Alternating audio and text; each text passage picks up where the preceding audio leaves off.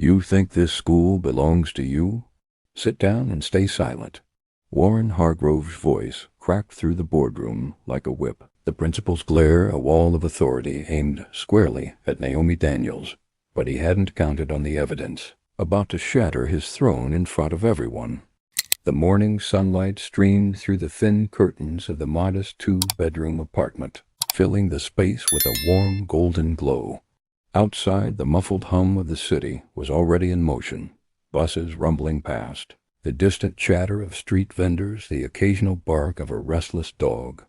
Inside, Naomi Daniels sat at the small kitchen table, hunched over a thick spiral notebook, her pen moving in fast, neat strokes. It was 6:45 a.m., and she was already working on her chemistry project before school.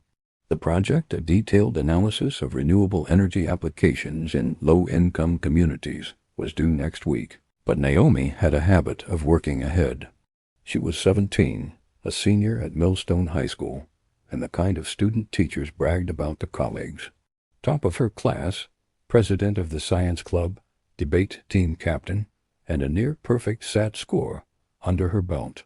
Her bedroom wall was plastered with certificates, ribbons, and a framed letter of recognition from the mayor's office for her volunteer work tutoring younger kids.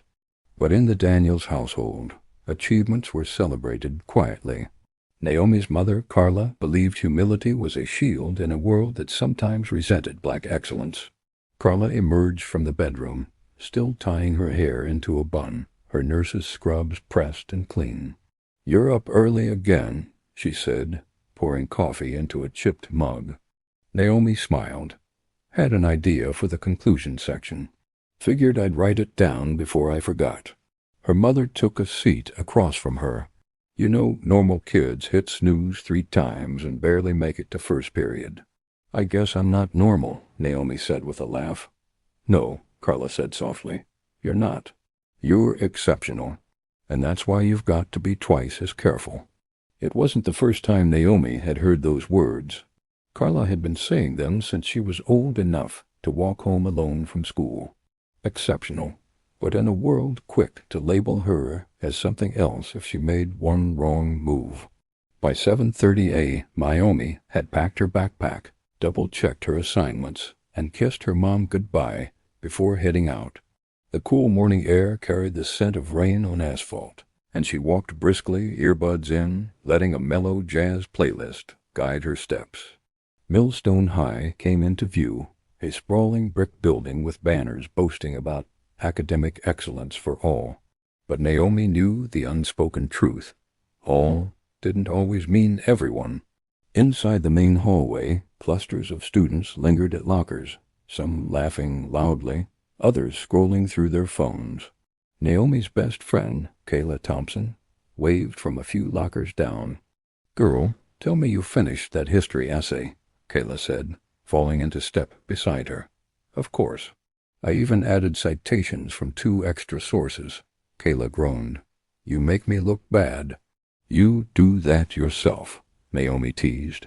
They were halfway to class when Naomi noticed a shift in atmosphere, a subtle hush, eyes glancing toward the far end of the hall. Principal Warren Hargrove was making his way through the crowd. He was a tall, broad-shouldered man in his late 50s, with neatly combed silver hair and a permanent frown that seemed carved into his face.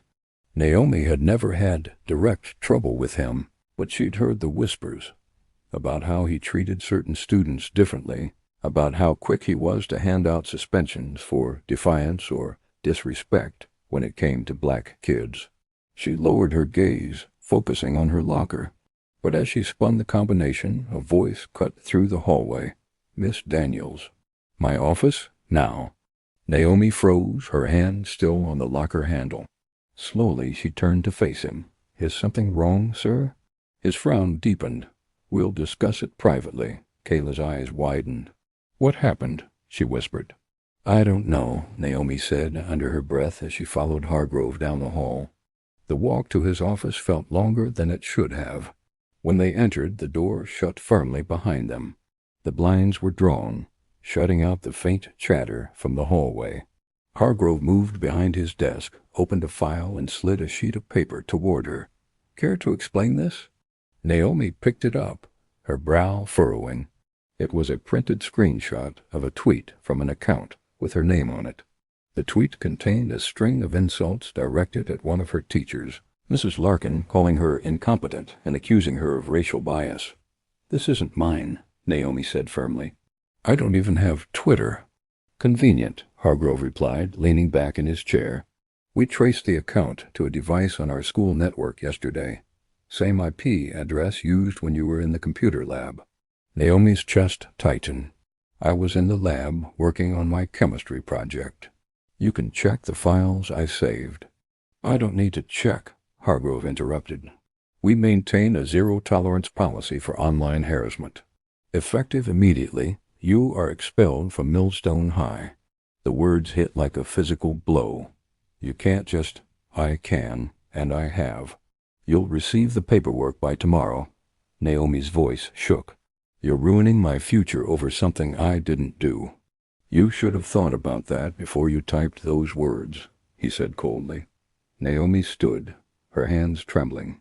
"I'm calling my mother." Hargrove didn't stop her, but his smirk told her he thought it wouldn't matter. Within 20 minutes, Carla arrived, still in her scrubs, her face flushed with a mix of worry and anger. She listened as Hargrove repeated his version of events, then turned to Naomi. "Baby, is this true?" "No, Mama, I swear I didn't do this," Carla faced Hargrove. "You're expelling a straight-A student with a spotless record without even a proper investigation?" "Our policy is clear," Hargrove said, "and the evidence is conclusive." Carla's jaw tightened. "We'll see about that." Back at home that evening, Naomi sat at the kitchen table, staring at the expulsion notice.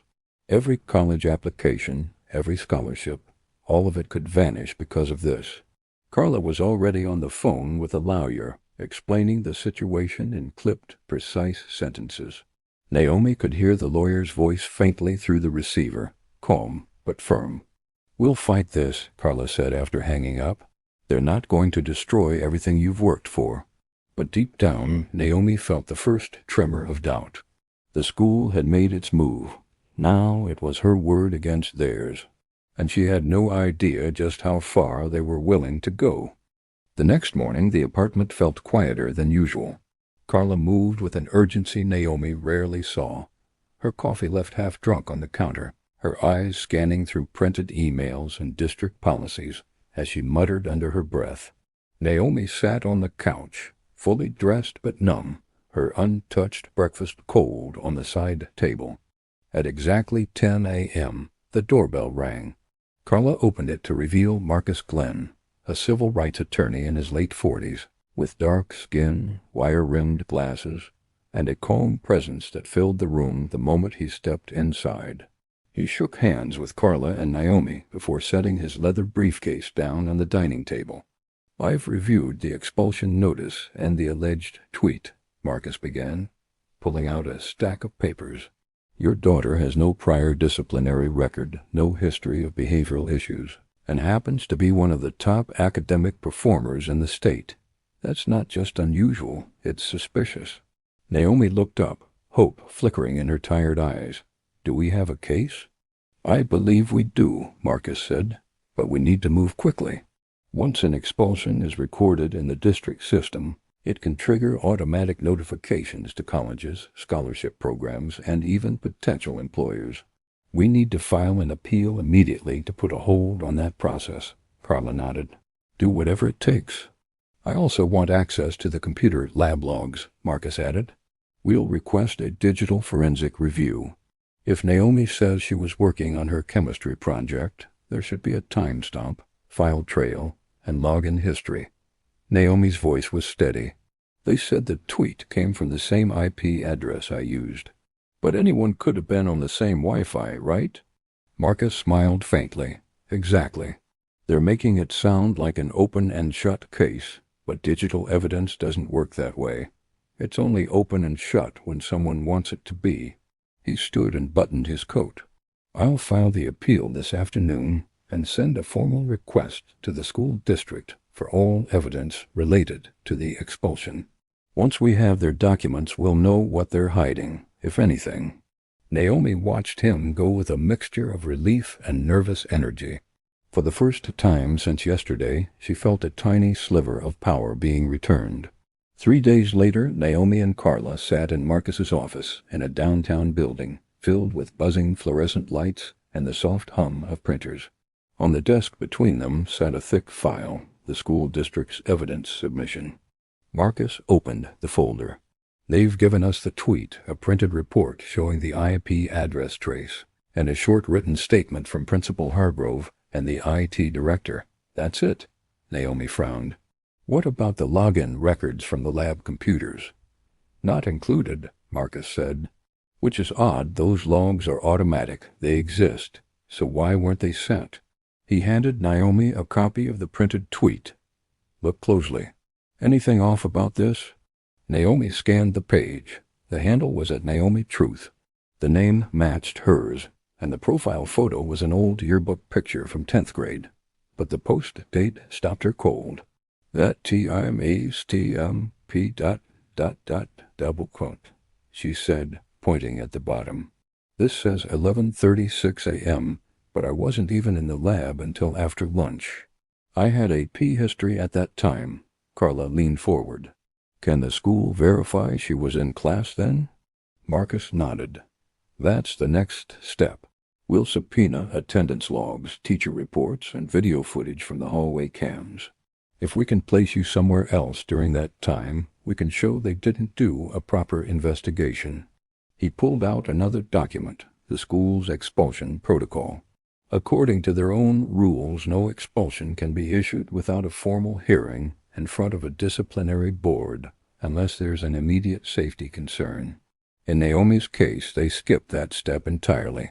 "They railroaded her," Carla said bitterly, "because she's a black girl who dared to shine too bright." Marcus folded his hands. "It wouldn't be the first time, but we're going to expose it step by step." Meanwhile, at Millstone High, whispers had already begun. Teachers who admired Naomi's academic drive were quietly questioning the suddenness of her expulsion. Students, especially those in her science club and the honor roll track, were confused and angry. Kayla had started gathering signatures on a petition demanding her reinstatement. By the end of the first day, it had over 300 names. But inside the principal's office, the mood was different. Hargrove stood at the window, arms folded, watching a group of students exit the building. He didn't flinch when the door behind him opened. "Sir," said Janice Myers, the assistant principal, "you asked to be notified if any legal notice came through. We just received one from a Marcus Glenn. He's requesting access to all digital records from the lab that day." Hargrove turned slowly. "Did we wipe the temp files?" Janice hesitated. IT said the logs were purged during the system maintenance last week. "They might still have backups, but it'll take time to retrieve." He nodded slowly. "Then let them take their time." Janice looked uncertain. "Are you sure we're covered on this? What if they prove she didn't do it?" Hargrove's jaw tightened. "She embarrassed the school at that city event last month, claiming our STEM program needed equity-based reform. That speech went viral. Made us look like racists. I'm not about to let her turn us into a headline again."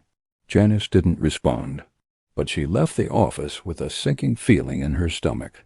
Back at home, Naomi sat at her desk, reviewing her own digital footprint. She had old notes, project timestamps, and a saved lab video on her USB from the day in question. She was compiling everything Marcus might need to build a timeline. Her phone buzzed, a message from Kayla. "Kayla, petition's blowing up. Local news is asking questions." Naomi stared at the screen. She wasn't used to attention like this. Her successes had always been earned quietly. Now her reputation was hanging in the balance, not because of something she did, but because someone had decided her excellence was too threatening. "Mom," she said suddenly, "do you think this will follow me forever?" Carla walked over, brushing a hand gently across Naomi's shoulder. "I think this will define you, but not the way they think. You're not going to be remembered for what they did to you. You'll be remembered for how you stood up to it. By the following week, the school board scheduled an emergency hearing after Marcus filed a formal complaint. A public one. The hearing was set to be open. Press, students, and teachers would be allowed to attend. Marcus smiled when he got the notice. "Good," he said. "They wanted to handle this quietly, but we'll make it loud." Naomi took a deep breath as she signed her name to the official response.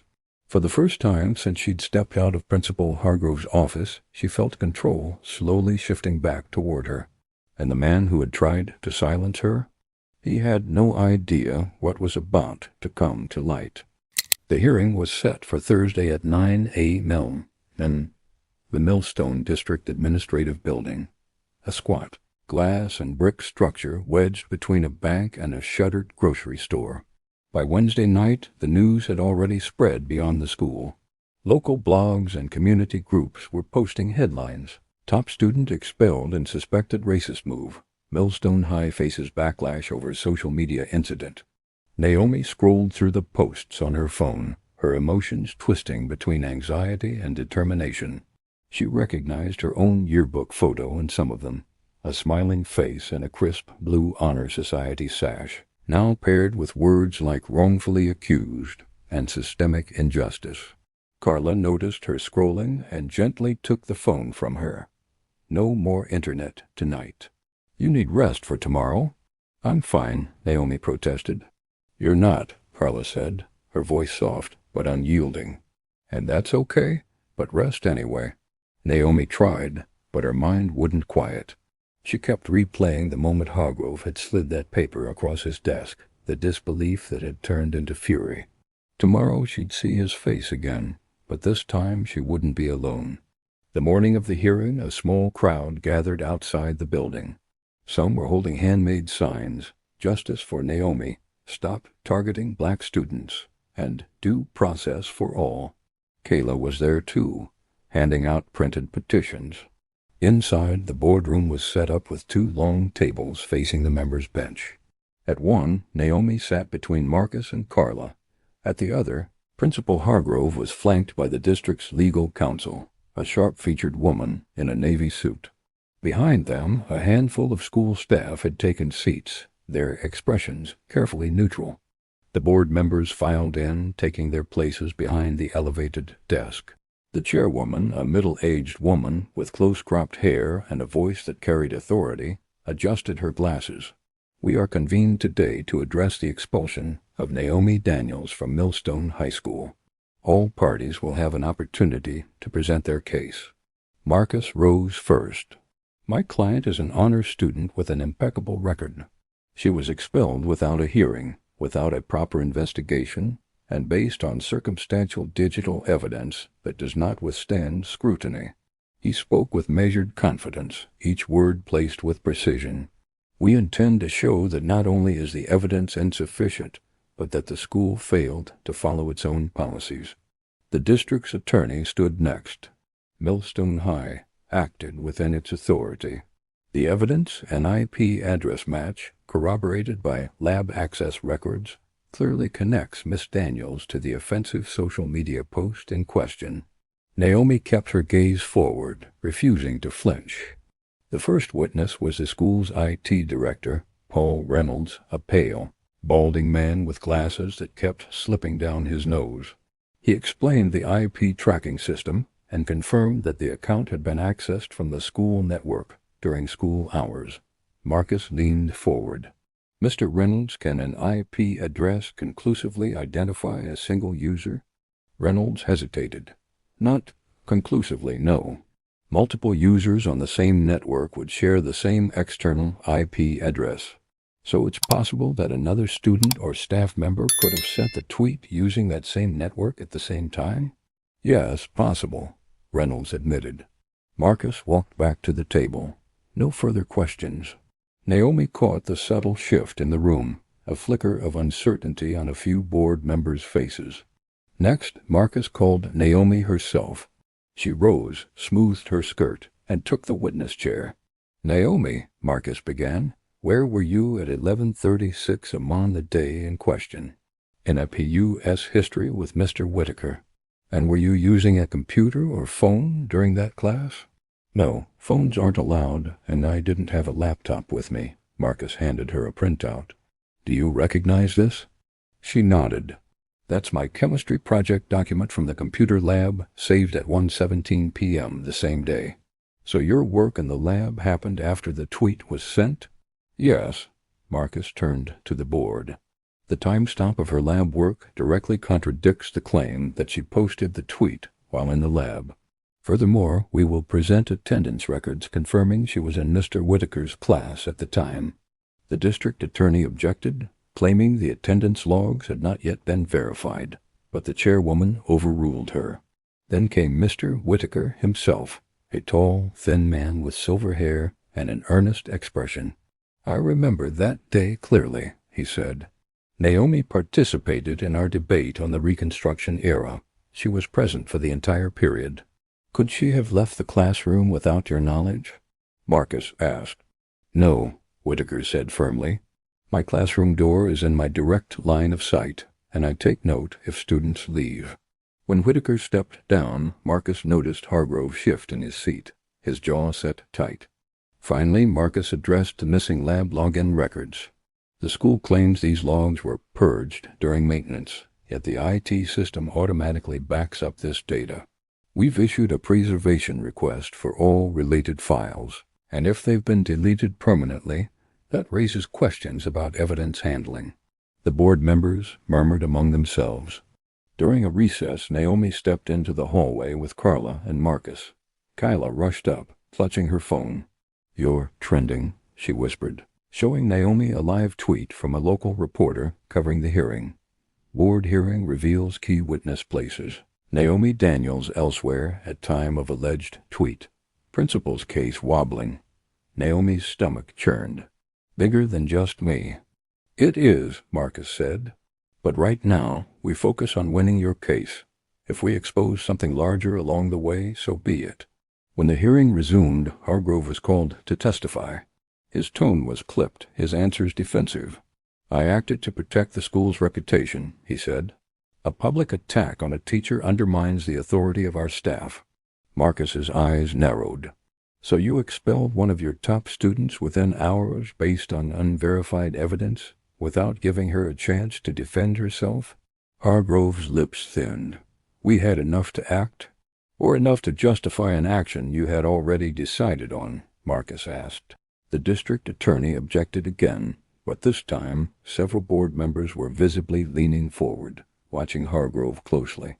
By the end of the day, the board announced that the hearing would continue tomorrow to allow time for additional evidence review, including the attendance logs and any recoverable computer lab backups.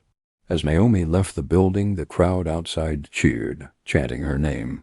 She felt a swell of gratitude, but also a rising fire. Tomorrow, she thought, we prove the truth. And when we do, they'll have to answer for why they came after me in the first place. The second day of the hearing dawned gray and damp, the kind of morning where the air felt heavy, thick, with unfallen rain. Naomi stood by the apartment window, dressed in a navy blazer and white blouse, watching droplets cling to the glass. Her stomach was tight with a familiar tension, but underneath was something steadier, a quiet resolve that had hardened overnight. Carla moved around the kitchen with quick efficiency, packing a small tote with water bottles, granola bars, and the stack of notes Marcus had given them. Eat something, she urged, setting a banana in front of Naomi. Naomi peeled it mechanically. Do you think today's the day? Carla's voice softened. Today's the day they hear the truth. Whether they admit it now or later is another story. By the time they arrived at the administrative building, the crowd outside had grown larger than yesterday. There were more signs, more reporters, and even a local news van parked at the curb. The low hum of conversation rose when Naomi stepped out of the car, cameras clicking like a burst of static. Inside the boardroom, Marcus was already seated, flipping through a manila folder with a small, satisfied smile. He greeted them with a nod. We got them. Naomi blinked. Got what? The computer lab backups, Marcus said, sliding a sheet of paper toward her. Turns out I did have them all along. A sympathetic staff member tipped me off. and we issued a discovery request directly to the district's tech department. The logs show that at 11:36 a.m., the account logged into the lab computer was under a different student's ID, not yours." Carla exhaled sharply. "Who?" Marcus glanced toward the other table where Hargrove sat stiffly. "We'll get to that." The chairwoman called the session to order. "We will resume testimony and evidence presentation. Mr. Glenn, you may proceed." Marcus stood, holding up the printed logs. "These are the recovered computer lab login records for the date in question. They were not included in the district's original evidence packet, despite being relevant to this case.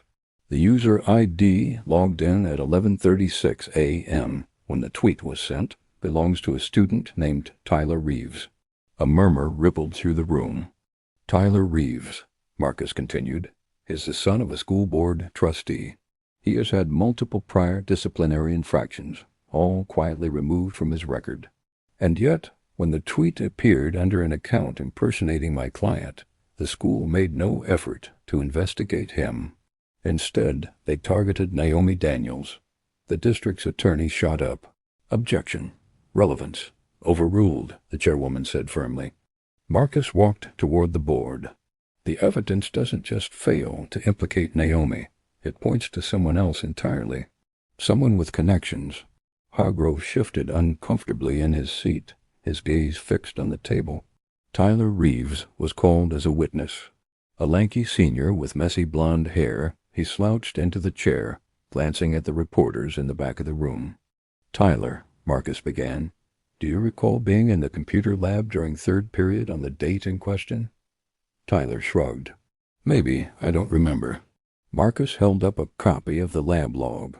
"This says you logged in at 11:33 a.m. and logged out at 11:45 a.m. That's when the tweet was sent from the account, impersonating Naomi Daniels." "I didn't send anything," Tyler said quickly. "Do you use Twitter?" "Sometimes." Marcus raised an eyebrow. "Do you think it's a coincidence that you were on the same network, in the same lab, at the exact time the tweet was posted?" Tyler smirked faintly. "Yes, so." A ripple of unease moved through the audience. When Tyler left the stand, Marcus turned back to the board.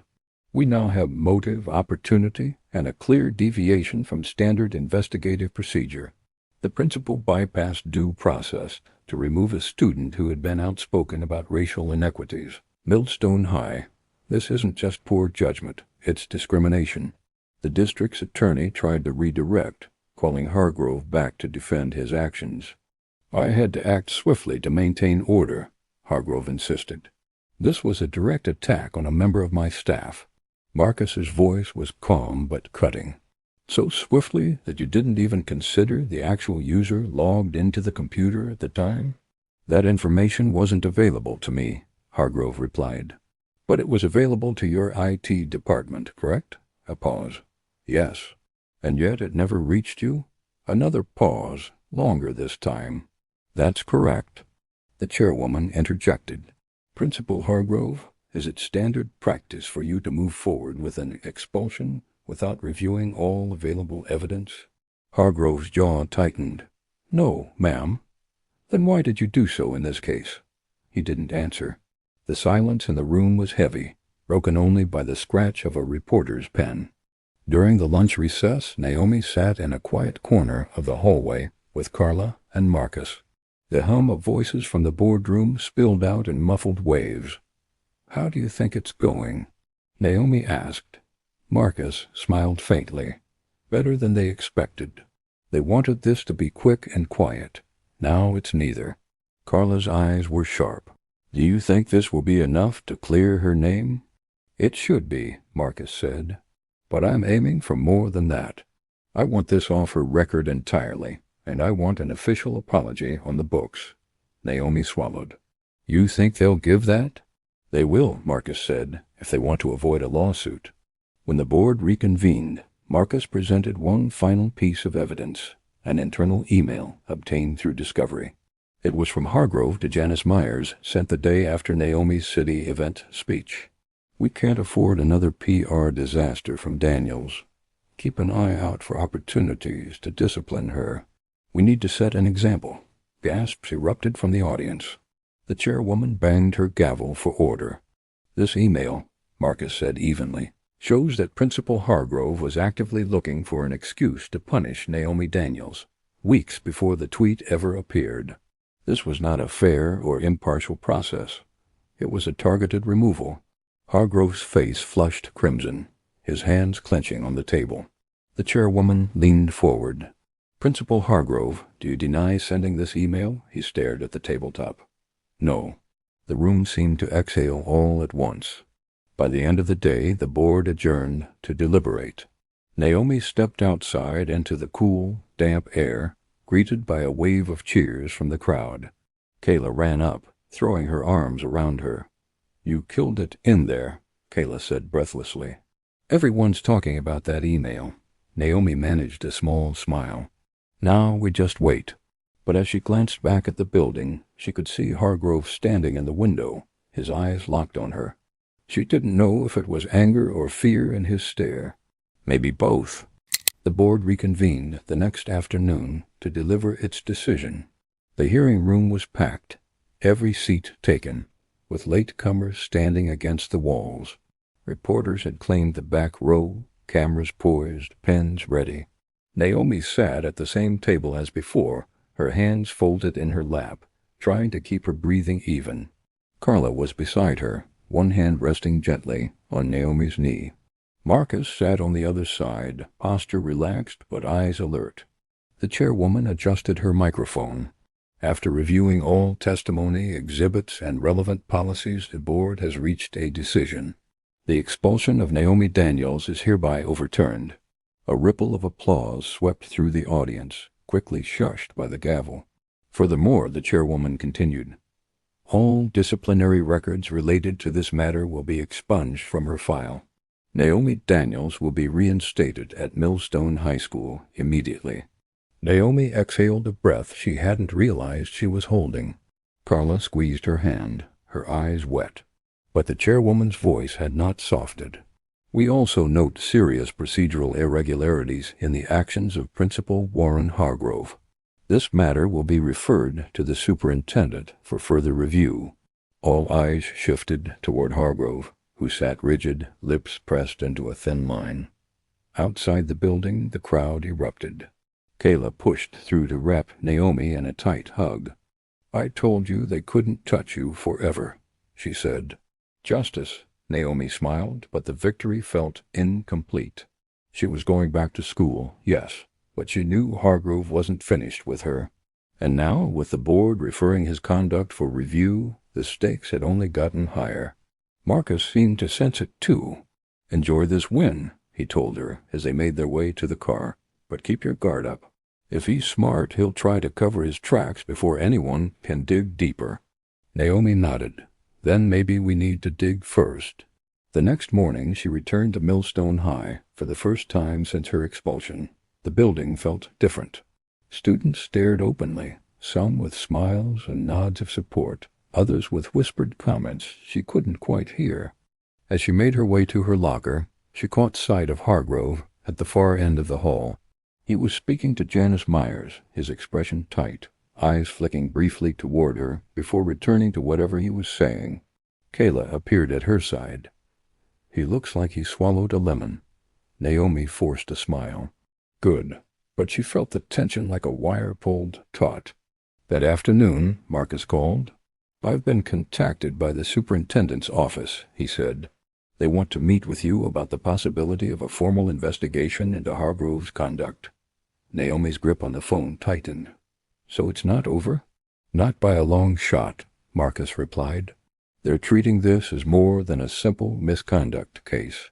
They think it could involve systemic bias, possibly even retaliation for your public speech last month."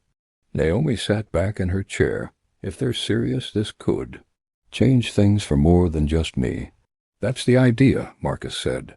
"But it will also make things uglier before they get better. Are you ready for that?" Naomi didn't hesitate. Yes. 2 weeks later, the investigation began. The superintendent's team requested staff interviews, policy reviews, and full access to disciplinary records from the last 5 years. Rumors flew through the school like sparks that Hargrove had disproportionately targeted black students for suspensions, that he had shielded certain students from influential families, that disciplinary outcomes were often decided before any evidence was reviewed. Teachers began whispering to Naomi in quiet moments, "Good luck, we're rooting for you. Don't let him scare you." It's about time someone called him out. But there were also signs that Hargrove was maneuvering. One afternoon, Naomi found her locker vandalized, a crude note shoved through the vents. "Liar." Kayla wanted to report it immediately, but Naomi shook her head. "It'll just make me look paranoid. We'll keep track quietly." Meanwhile, Marcus uncovered more damning evidence. In the past 2 years alone, 4 black students had been recommended for expulsion under Hargrove. 3 of them later had their decisions overturned by the board. In the same period, white students facing similar accusations received suspensions or warnings. "This is a pattern," Marcus told Naomi and Carla over dinner one evening, "and patterns are what win civil rights cases." Carla frowned. "Are you saying we're going to court?" Marcus leaned back. "If the district doesn't take decisive action against him, yes. And even if they do, we may still have grounds to sue for damages, not just for Naomi, but for others he's harmed." Naomi's fork paused halfway to her mouth. "Others?" Marcus nodded. "I've been approached by 2 former students. They say Hargrove's bias cost them scholarships and college admissions. One's willing to testify." The weight of it settled over the table. This wasn't just her fight anymore. The superintendent's investigation stretched on for weeks. Naomi tried to focus on her classes, but every interaction with Hargrove felt like a silent battle. He no longer called her out directly, but his presence lingered, in the way certain teachers glanced toward the door during class, in the way her name seemed to echo slightly louder when roll was called. Then one chilly March morning, Marcus called with news. "They're taking it to the next level. The superintendent's office is recommending the matter be escalated to a civil hearing in district court." Naomi's heart thudded. "So it's official?" "It's official," Marcus said. "And this time it's not just about reversing an expulsion. It's about holding him and the district accountable in front of a judge." The first court date was set for May. Naomi's name was in the papers again, but now the headlines were sharper. "Millstone principal accused of racial discrimination. Retaliation. Student's case sparks broader investigation into school discipline practices." Hargrove, through his attorney, denied all allegations, calling the lawsuit a baseless attempt to tarnish a respected educator's career. Naomi read the statement aloud to Carla in disbelief. "Respected?" Carla shook her head. "He's respected by people who've never been on the wrong end of his power." On the first day in court, Naomi sat at the plaintiff's table with Marcus, watching Hargrove enter in a dark suit, his jaw set in that familiar way. He didn't look at her. The judge, a stern woman with steel-gray hair, laid out the rules. No interruptions, no outbursts, strict adherence to procedure. The jury was sworn in and opening statements began. Marcus painted a picture of a bright student targeted for her race and her voice, punished not for wrongdoing but for daring to speak truth to power. Hargrove's attorney countered with a narrative of a principal simply doing his job, suggesting Naomi's case was being blown out of proportion by activist opportunism. Naomi listened, her pulse steady. She knew the truth. And now, it wasn't just the board or the superintendent who would hear it. It was 12 jurors who held the power to decide whether the system would be forced to change. The second day of trial began under the kind of clear spring sky that felt almost at odds with the tension simmering in the courthouse. Naomi sat at the plaintiff's table, hands clasped together, a yellow legal pad in front of her, though she hadn't written a word. Across the aisle, Hargrove's legal team whispered among themselves, flipping through binders with practiced precision. Marcus leaned toward Naomi. "Today's about the people who've seen him in action. Listen closely and watch the jury." The judge entered promptly at 9, and the bailiff's call brought the room to order. Marcus rose. Your Honor, the plaintiff calls Mrs. Elaine Porter to the stand. Mrs. Porter, a retired English teacher in her late 60s, moved slowly to the witness box. She had taught at Millstone for over 30 years and had the kind of presence that commanded a classroom without raising her voice. Under oath, she spoke deliberately. In my years at Millstone, I saw many disciplinary cases. I also saw a troubling pattern. Students of color, especially black students, were more likely to face severe punishment for the same infractions that white students received warnings for. Marcus nodded. Did you observe this under Principal Hargrove's leadership? Yes, she said without hesitation. I documented several incidents. In one, a black student was suspended for defiance after questioning a grade, while a white student who cursed at me in class was sent home early with a warning note. The difference was stark. Did you ever raise these concerns? I did. I brought them to Principal Hargrove directly. He told me I was reading too much into it. The jurors' faces were neutral, but Naomi could see the slight tilt of heads, the brief notes scribbled. Next came Darius King, a former Millstone student who had graduated 2 years earlier. He was now a freshman at a local university, tall and confident, but his voice shook slightly as he began. I was suspended my junior year for supposedly starting a fight in the cafeteria, Darius said. But the cameras showed I was breaking it up. Hargrove didn't care. My college applications almost got derailed because of it. Marcus leaned in. And do you know who actually started the fight? Darius hesitated. Yeah, Tyler Reeves. He got detention. A murmur ran through the courtroom. Hargrove's attorney tried to discredit both witnesses. Mrs. Porter was painted as a disgruntled retiree with outdated views, and Darius was accused of personal bias against the administration, but their testimonies had landed. Naomi could feel it in the subtle shift of the room. Then Marcus called Janice Myers, the assistant principal. She looked nervous as she took the oath. Mrs. Myers, Marcus began, you were copied on an email from Principal Hargrove instructing staff to watch for opportunities to discipline Naomi Daniels. Do you recall this? Her eyes darted to Hargrove before returning to Marcus. Yes. Did you understand that to mean he was targeting her? A pause. Yes. And did you question this directive? Another pause, longer this time.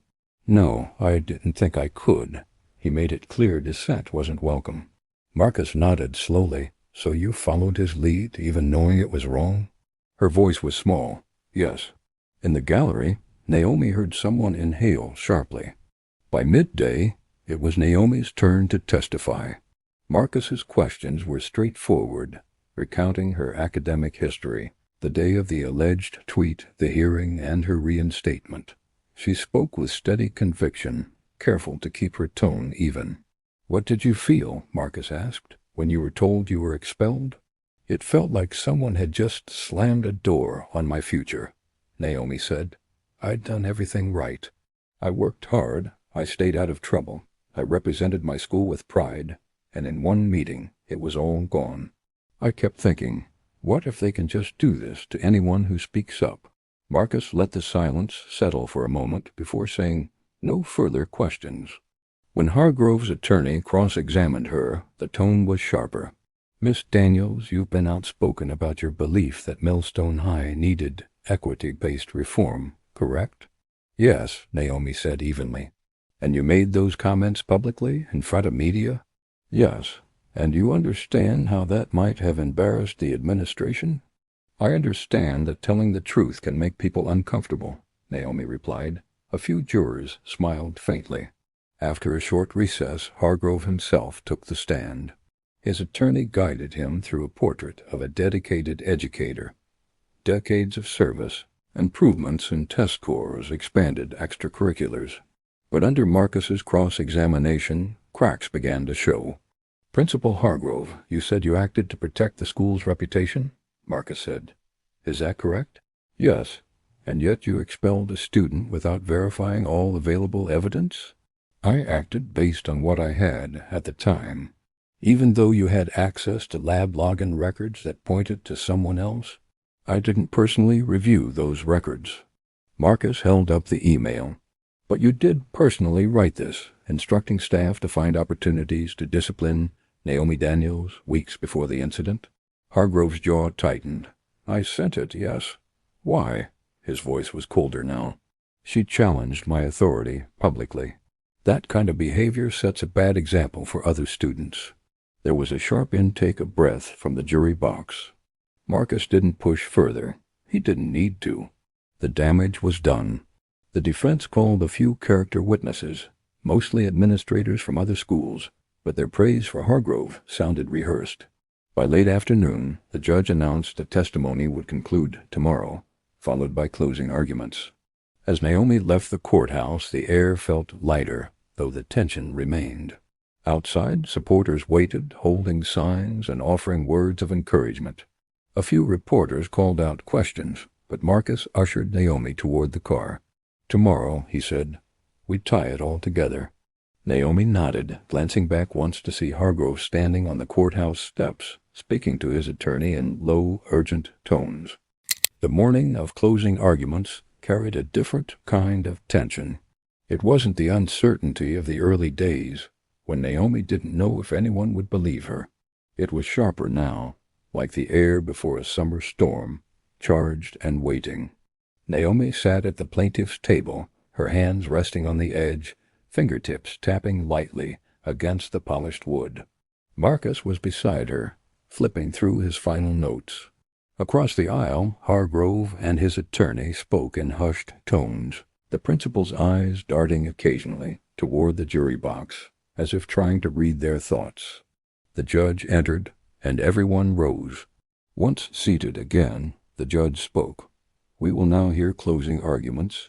Counsel for the plaintiff, you may proceed. Marcus stood, buttoning his suit jacket. His voice was calm, but it carried weight. Ladies and gentlemen of the jury, you have heard the testimony. You've seen the evidence. And you've heard, in Principal Hargrove's own words, that he instructed his staff to find a reason to discipline Naomi Daniels weeks before any alleged misconduct occurred. That is not the behavior of an impartial administrator. That is the behavior of someone targeting a student. He moved closer to the jury box, meeting each juror's eyes. You've also heard from witnesses, a teacher who saw a pattern of disproportionate punishment for black students, a former student whose future was jeopardized by the principal's actions, and the assistant principal who admitted she followed a directive she knew was wrong. This is not an isolated incident. This is a pattern. Naomi Daniels was expelled without due process, without a proper investigation, and based on evidence that pointed to another student, a student who faced no comparable punishment. Why? Because she spoke up about inequality. Because she embarrassed him.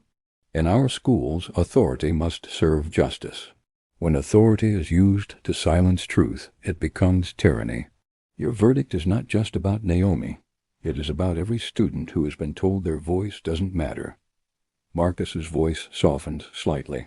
Return a verdict that tells Naomi and the world that truth matters more than power, that no one, no matter their title, is above accountability. He stepped back. Thank you. The judge nodded toward the defense. Counsel, your closing. Hargrove's attorney rose, walking with deliberate calm to the jury box. My client has dedicated his life to education. He has worked tirelessly to improve Millstone High School. Did he make a difficult decision? Yes. Was it the wrong decision? That's not what we're here to decide. We are here to decide if his actions rose to the level of unlawful discrimination or retaliation. You heard him say he acted to protect the school. You also heard that Naomi Daniels' public comments were controversial and disruptive. In a leadership role, sometimes you have to make unpopular calls to maintain order. The evidence here has been spun into a narrative of conspiracy, but the truth is far simpler. A principal acted within his discretion, and a group of people who disagreed with him are trying to destroy his career. She let her gaze sweep over the jury. Don't let personal sympathy cloud your judgment. Follow the law. The judge gave final instructions, reminding the jury that they must deliberate solely on the evidence presented. Then they were escorted out, leaving the courtroom in a strange stillness. Naomi exhaled slowly, her shoulders heavy. "How long do you think it'll take?" she whispered to Marcus. "Could be hours, could be days," he replied. "We'll wait." They didn't have to wait long. By late afternoon, the bailiff returned, announcing that the jury had reached a verdict. The room filled quickly as word spread. Naomi's stomach twisted. Her hands were cold, despite the warmth of the room. The jury filed back in, solemn-faced. The foreperson stood holding a folded sheet of paper. In the matter of Daniels v. Millstone School District and Principal Warren Hargrove, on the claim of racial discrimination, we find in favor of the plaintiff. On the claim of retaliation, we find in favor of the plaintiff. We award compensatory damages in the amount of $250,000. Naomi felt Carla's hand grip hers tightly. Her ears rang, the words echoing like they were coming from far away. Marcus's lips curved into a small, satisfied smile. The judge banged the gavel. "Court is adjourned." Hargrove sat rigid, his face pale. His attorney leaned toward him, whispering urgently, but he didn't move. Naomi stood slowly, feeling the weight in her chest lighten for the first time in months. Reporters surged forward as she left the courtroom. Cameras flashed, microphones were thrust toward her. "Naomi, how do you feel about the verdict? Do you think this will change policies at Millstone? What do you want to say to Principal Hargrove?" Marcus guided her through the crowd. "No statements today," he said firmly. Outside, the air was crisp, the late afternoon sun spilling gold across the courthouse steps. Supporters cheered, some holding up signs from the earlier hearings. Kayla was there, tears streaming down her face as she pulled Naomi into a hug. "You did it," she whispered. "You actually did it." That evening, Naomi sat at the kitchen table with Carla, the noise of the day finally behind them. The table was cluttered with court papers, newspaper clippings, and a vase of fresh flowers someone had dropped off. Carla looked at her daughter, pride and exhaustion etched in her face. "You didn't just win for yourself. You won for every kid who's been afraid to speak up." Naomi nodded slowly. I don't want it to stop here." "It doesn't have to," Carla said. "This can be the start of something bigger." Marcus called later with news. The district had announced an internal review of all disciplinary actions from the past decade. Policies were being rewritten. Training on bias and equity would be mandatory for all administrators. "You've started a ripple effect," Marcus told her, "and it's going to keep spreading." But late that night, as Naomi sat in her room scrolling through news coverage, she stumbled on a brief clip, an interview with Hargrove given as he left the courthouse. "They think this is over," he said, his voice low, his expression tight. "It's not." Naomi stared at the screen, the victory still warm in her hands, but shadowed by the certainty in his tone. This wasn't over. Not completely. The days following the verdict moved like a blur. Naomi's name was everywhere, local papers, online think pieces, community radio segments. People she'd never met stopped her on the street to say they were proud of her. Colleges she'd applied to before the expulsion scandal now reached out with renewed interest, some even offering to reopen scholarship discussions. But even with the wave of public support, Naomi felt a subtle unease like a shadow trailing her. It wasn't just Hargrove's parting words. It was the quiet knowledge that people like him rarely surrendered their grip on power without a fight. At Millstone High, the atmosphere had shifted. Teachers who once seemed cautious now greeted her warmly. Students nodded or smiled when they passed her in the hallway. Even those who didn't know her personally knew the verdict had changed something. Kayla fell into step beside her one morning. "It's like you're a celebrity now," she teased. Naomi rolled her eyes. "I don't want to be a celebrity. I just want to graduate in peace." "Yeah, good luck with that," Kayla said with a grin. "You've got half the freshman class calling you their hero." The district's promised reforms began rolling out within weeks. There were assemblies about equity and fairness, updated discipline policies, and mandatory training sessions for all staff. The superintendent issued a public statement acknowledging past failings and committing to a culture of accountability. But one conspicuous absence hung over it all: Principal Warren Hargrove. The district announced he had been placed on administrative leave pending further review, but rumors swirled. Some said he was negotiating an early retirement with full benefits. Others claimed he was seeking a position at a private school out of state. Naomi wasn't sure which possibility unsettled her more, that he might vanish without consequence, or that he might resurface somewhere else with the same unchecked authority. 2 months after the verdict, Naomi was called to the superintendent's office. She arrived to find Marcus already there, seated beside the superintendent, a composed woman with short gray hair and clear, direct eyes. "Naomi," the superintendent began, "I wanted to meet with you personally to thank you. What you did took courage, and it's already making a difference. We've identified multiple cases where disciplinary actions under Principal Hargrove were inconsistent or improperly handled. Those cases are being reviewed, and in some instances records will be cleared." Naomi felt the weight of those words. "That's good to hear. But what about him?"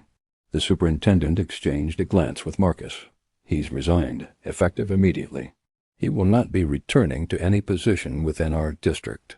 We've also filed a report with the state's education department to flag his conduct." A slow exhale escaped Naomi. "So that's it?"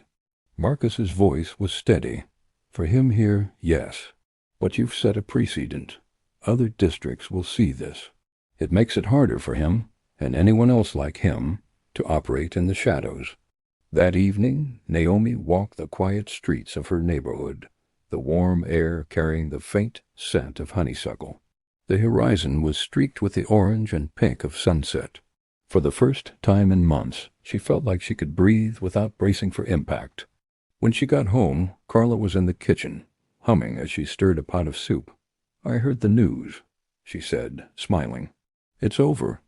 Naomi leaned against the counter. "It doesn't feel over. Not exactly, but maybe the worst part is." Carla handed her a bowl. "The rest is just living, baby. And you've got plenty of that ahead of you." Graduation came in June. Naomi walked across the stage in her cap and gown, the gold honor cords resting on her shoulders, the crowd erupting in applause when her name was called. She spotted Carla in the audience, tears shining in her eyes. Kayla stood beside her, cheering loud enough to be heard over the band. After the ceremony, students clustered in the courtyard, taking photos and laughing. Naomi posed with Kayla, holding up her diploma. The weight of the past year felt lighter in that moment, not erased, but transformed into something she could carry without it crushing her. As the crowd began to thin, she noticed a figure standing apart near the edge of the parking lot. Hargrove. He was dressed in plain clothes, no suit, no tie. His expression was unreadable. For a moment, Naomi froze. He didn't move toward her, but his eyes met hers across the distance. Then, without a word, he turned and walked away. Kayla noticed her glance. "What's wrong?" "Nothing," Naomi said after a pause. "Just someone from the past." That night, lying in bed, Naomi replayed the moment. It didn't feel like a threat, more like a last acknowledgement, a silent admission that the balance of power had shifted for good. The fight had cost her, but it had also taught her something no award or scholarship could: the value of standing up, even when the odds seemed stacked. She had learned that silence only ever benefits those who want to keep you quiet, and that truth once spoken has a way of echoing far beyond the walls where it's first heard. In the months ahead, Naomi would move on to college, to new challenges, to a future she refused to let anyone take from her again. But the story of what happened at Millstone High would follow her, not as a wound, but as a reminder, because she knew there would always be other Naomis. And now there was proof that they could win.